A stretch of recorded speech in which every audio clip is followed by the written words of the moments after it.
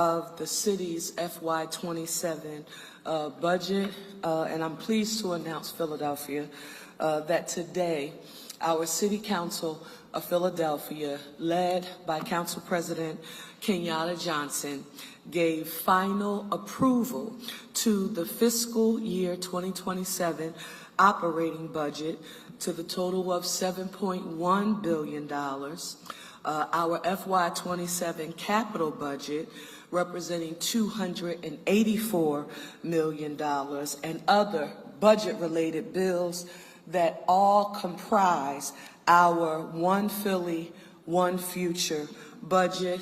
And as soon as I sign those bills, they will become law here in the city. Philadelphia, I want you to know that this is, in fact, my third city budget that I am signing into law as your mayor, and it's important to me that I'm able to share with you what it all means for Philadelphia. Our colleagues in the Philadelphia City Council just adopted a budget that keeps our city moving forward while making critical investments, first and foremost, into an area that I quite frankly have been fighting for my entire career, and that's the issue of affordability. Affordability is an issue that we've been fighting for many years, and it is front and foremost in this budget. In addition to that, the issue of economic mobility and public safety and housing and education and many other critical areas for our residents. So this FY27 budget, it includes a whole lot of money and support for issues like, and I want to start with my baby, our home plan, which is the $2 billion historic plan to build, restore, and repair 30,000 units of housing in the city of Philadelphia. And then don't forget the 20,000 units of housing organized and made possible through the work of Kelvin Jeremiah and our Philadelphia Housing Authority.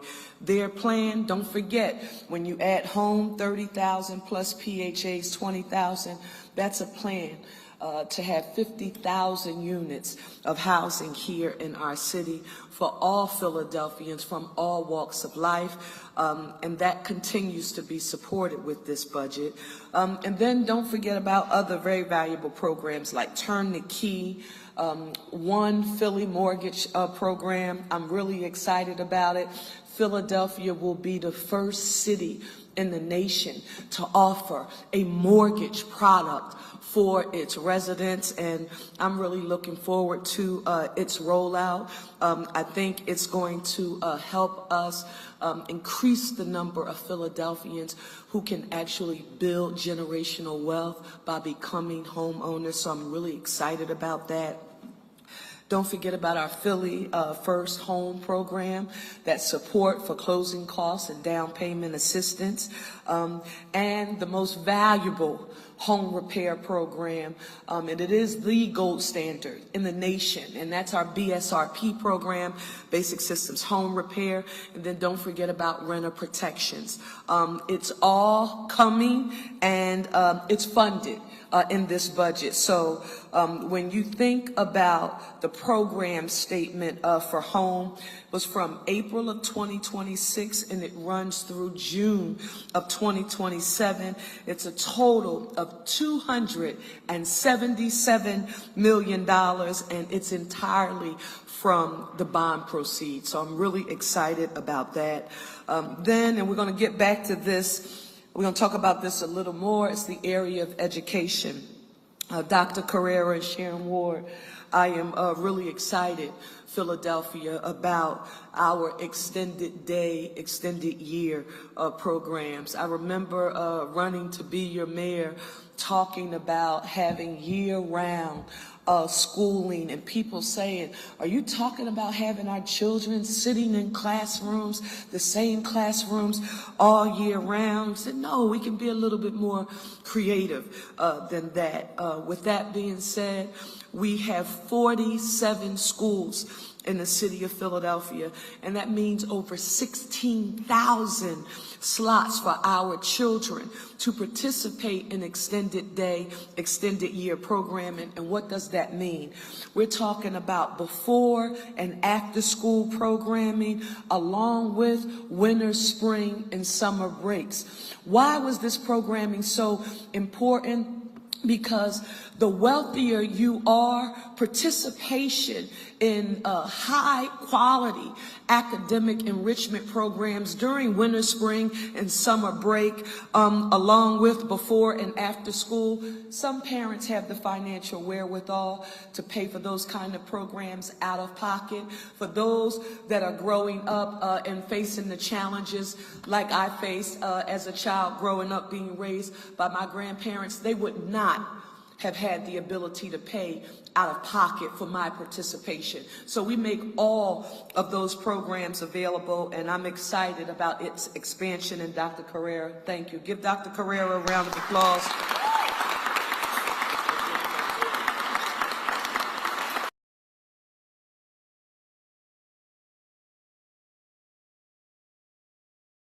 Because yesterday I was proud to stand with our City Council President Kenyatta Johnson, Dr. Tony Watlington, our superintendent, and our school board president Streeter, Vice President Sarah Ashley Andrews, to publicly affirm to everyone in Philadelphia that the 340 school-based positions that were in jeopardy without a dedicated new recurring predictable revenue source for the school district of Philadelphia, that by all of us coming together, we were able to save those 340 school-based positions, ensuring that there would be no cuts. And Lord, I am happy about that, Philadelphia. And as Council President Johnson and I, when we met before we called Dr. Watlington and School Board President Streeter to let them know that we have found a way to ensure that we could build that recurring revenue source in our budget, Council President Kenyatta Johnson and I publicly committed to working together to find local, recurring, predictable, and dependable revenue sources for the school district of Philadelphia over the next year to ensure that we keep these critical positions in place for the forever future. That's important for me to affirm to you as your mayor, because you've heard me say it 1,001 times. I can't do any of this work alone. We need our partners in the City Council of Philadelphia to be with us along the way. And I think what you just saw with Council President and I, along with all members of Council, supporting this vehicle to ensure those positions, is the kind of get to yes leadership that you need in a moment of crisis. And I am proud that we were able to find a way to move forward with this ultimate goal and objective. So that is our shared goal and our commitment. We have also, and I have to say this because people have said, okay, you've affirmed that we needed a new, predictable, recurring source of revenue for the school district of Philadelphia in order to preserve these 340 positions, but you didn't get new revenue. You would be right. But what we did have to do, and this was a very strategic decision, we had to ensure that we could pay for those 340 positions throughout the life of our 5-year plan. Where did we get the money from? In future years, in our 5-year plan, we made cuts to very important programs associated with our capital budget and even our home plan, but cuts that will never have to be realized once we all make good on that commitment to generate that approximately $50 million in new predictable recurring revenue for the school district of Philadelphia. And so our teams are back at it, even right now, reviewing. Do we know what the source will be? We're not exactly certain right now, but I do want you to know that we're reviewing every vehicle possible, because we want to make sure that we are prepared. And I'm eternally grateful for the council president's support and partnership, because in order to get this done, we have to do it together. And again, I'm talking about shared values and a shared commitment between the administration and the council. Next, I want to go to an issue that's extremely important. I've heard a lot about this, and that's our young people. I was joshing with my son, who will be 14 soon, and I told him, I've really dated myself. I can remember when I was about to turn 14, we were excited about going to Broad and Lehigh. Do you all know what was at Broad and Lehigh when I turned 14? That was the center that you went to go to get your official working papers here in the city of Philadelphia, because that was our opportunity to get a job. And so, Philadelphia, I want you to know that this budget, it funds 1,000 new summer jobs for our kids. Yes. Now, somebody's at home. Somebody is at home and they're saying 1,000, no, just 1,000 new. We've already had 8,000 summer jobs and opportunities available, but this funds an additional 1,000. So now we in the city of Philadelphia will have 9,000 slots available for our young people, because our young people are worth it.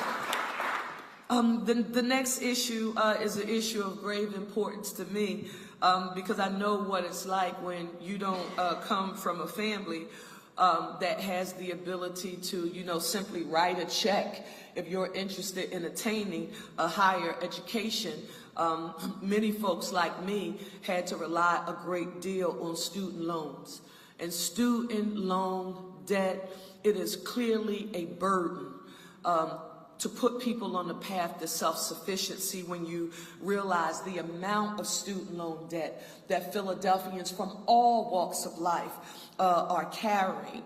So in this FY27 budget, it includes $250,000 to help Philadelphia borrowers navigate confusing and, quite frankly, a frequently changing landscape, helping them to seek public service, loan forgiveness, putting tens of thousands of dollars back in the pockets of Philadelphians.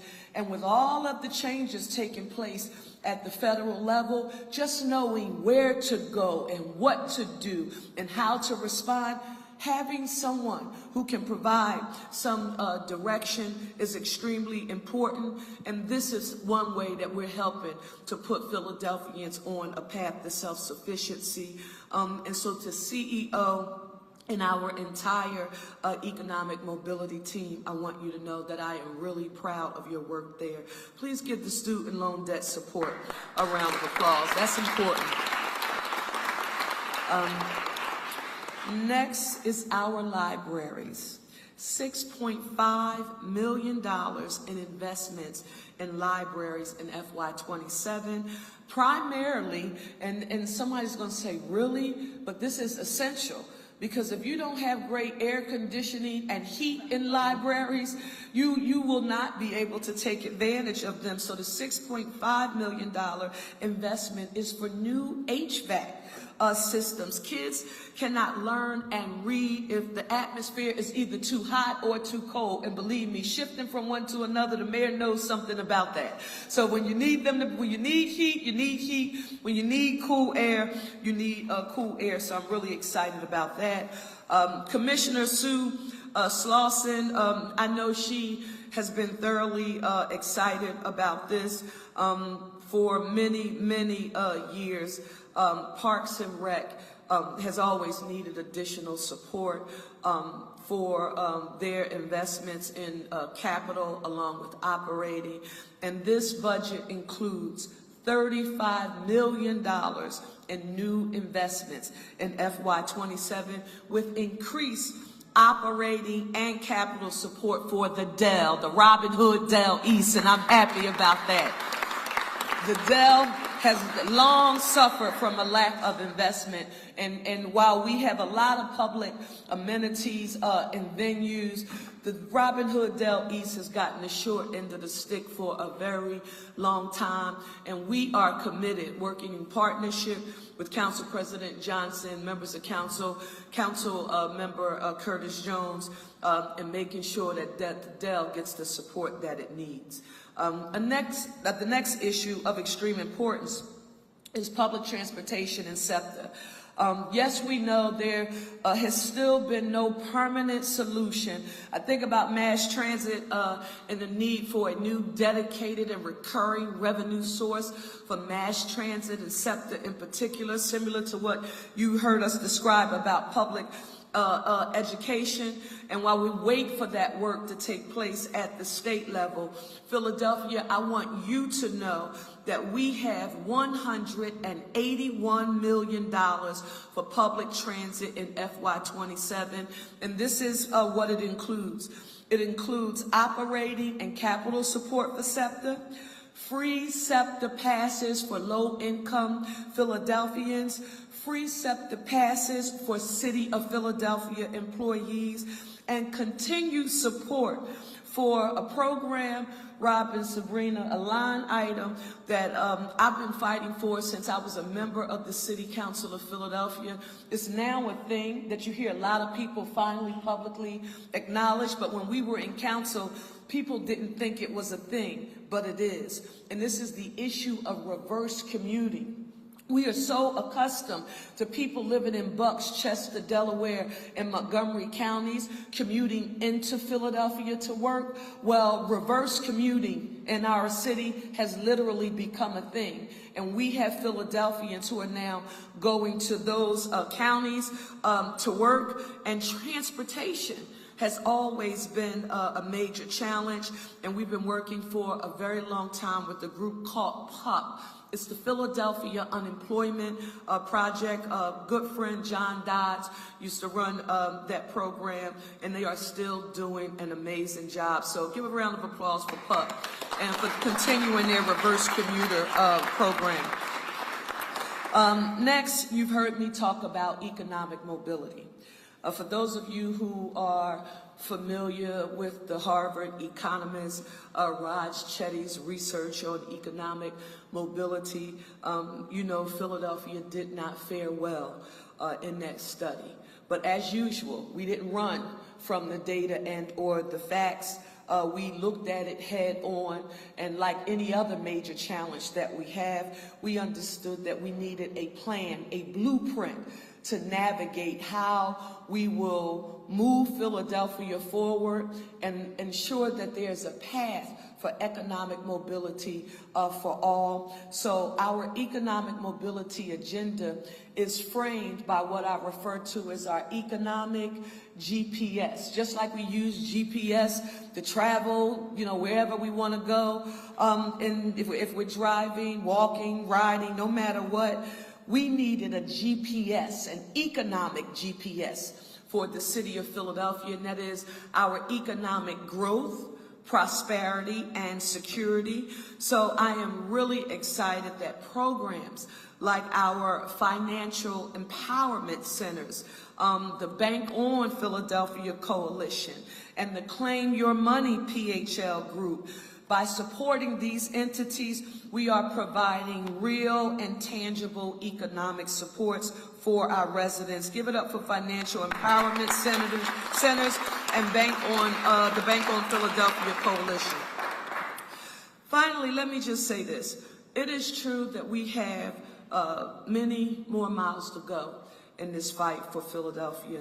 But what's important to me is that, Philadelphia, we're not going anywhere. We are never going to stop fighting for the people of Philadelphia. We have a commitment to close the gap between the haves and the have-nots. You've heard me tell you that as your mayor, I want you to know I'm a teach me how to fish kind of girl. Give me access to the opportunity to learn a skill, to be self-sufficient, to take care of myself, where you can earn a living wage, health care, and retirement security. With those kind of opportunities, that is how we move Philadelphia forward and continue to ensure that we are the safest, cleanest, and greenest big city in the nation. So I am proud of this budget, our FY27 final budget, and our One Philly, One Future budget is about to be law when I put my John Hancock on those bills right here. So thank you all for watching, and let's get to it.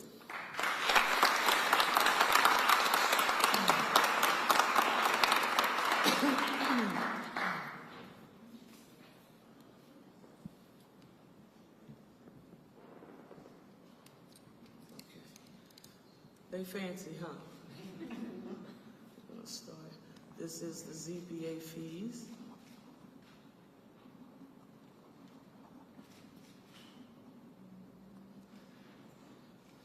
Oh, important, 6-year capital.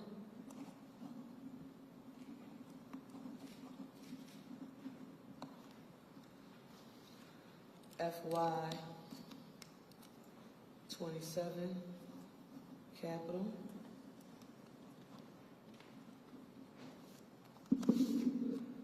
FY27 operating.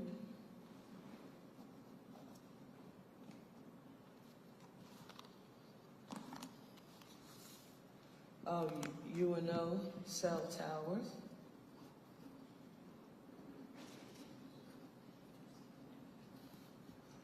Air management fees.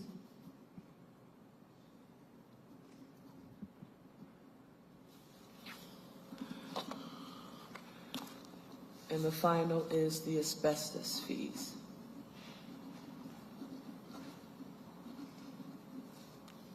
Philadelphia, this stack of legislation represents our FY27 One Philly, One Future budget, and I am proud that we will continue making good on our promises to you that Philadelphia will be the safest, cleanest, and greenest big city in the nation with access to economic opportunity for all. And the proof is in the pudding right here. Thank you.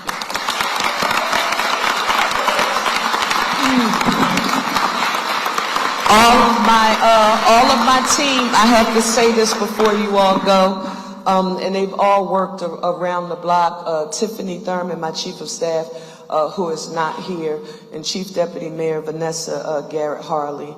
You all have done a yeoman's job. Please give them a round of applause.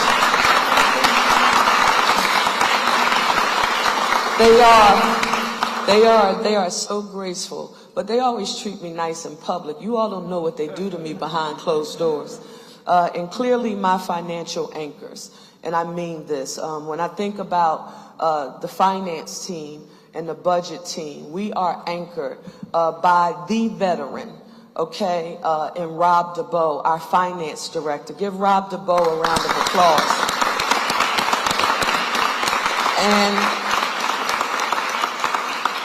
And Sabrina Maynard, who is our budget director. You should see the two of them tag teaming together. Give both of them a round of applause. But partnership. I'm thinking about Helen Lawhead,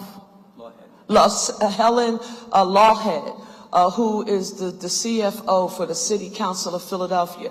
What Rob DeBoe and Sabrina Maynard do for the administration. Helen is that Chief Financial Officer for the City Council of Philadelphia. And these are the people at the table with the spreadsheets. And when we make the decisions about the policy, you know, the devil's in the details. So give Helen a huge round of applause. And the last finance person, and Dr. Watlington, thank you, sir, for your leadership, along with you, President Streeter. But Mike's last name, Mike Herbstman. Now, Mike, if you're watching this, Mike, I want you to know, when I found out we didn't have Ori anymore, Rob and Sabrina know, I thought I was going to have a heart attack. You get accustomed to people and you know people, and you don't know how people are going to be able to function and turn work around, particularly when we're in the midst of a crisis. But you have been the consummate professional, and it's great to have you as a partner working with the finances of the School District of Philadelphia. So thank you to Mike. Thank you all, everybody, thank you. Where is she? She should be up here with us.